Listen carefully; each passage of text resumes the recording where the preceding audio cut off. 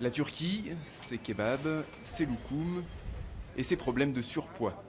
Selon le ministère turc de la Santé, environ un tiers de la population serait obèse. La faute au développement à vitesse grand V ces 10 dernières années d'un pays qui est aujourd'hui la 17e économie mondiale. Dans cette nouvelle Turquie, difficile de garder la ligne.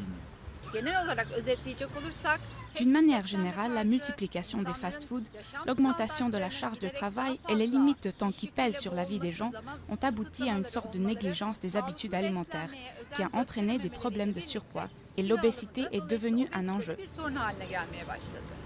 Reconnue comme une maladie par l'OMS depuis 1997, l'obésité en entraîne d'autres comme l'hypertension et le diabète. Des pathologies qui peuvent représenter un risque vital à terme. Perdre du poids est le moyen d'atténuer ces maladies, ou même de les faire totalement disparaître. La méthode la plus efficace, peut-être pas la plus confortable, pour réaliser cette perte de poids, c'est la chirurgie.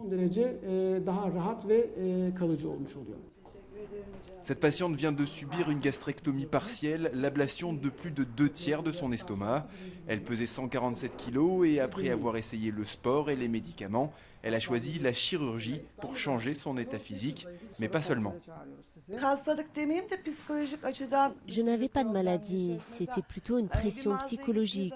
Par exemple, quand j'allais dans un centre commercial, les vendeurs me disaient « ce n'est pas la peine de rentrer, il n'y a rien pour vous ici ». Comme je suis encore jeune, je n'ai pas de problème physique pour l'instant. Mais plus tard, c'est sûr que j'en aurai eu. Le gouvernement turc a décidé de tirer la sonnette d'alarme. Il lance cet été une campagne d'information et de prévention, définitivement les meilleures armes pour lutter contre l'obésité.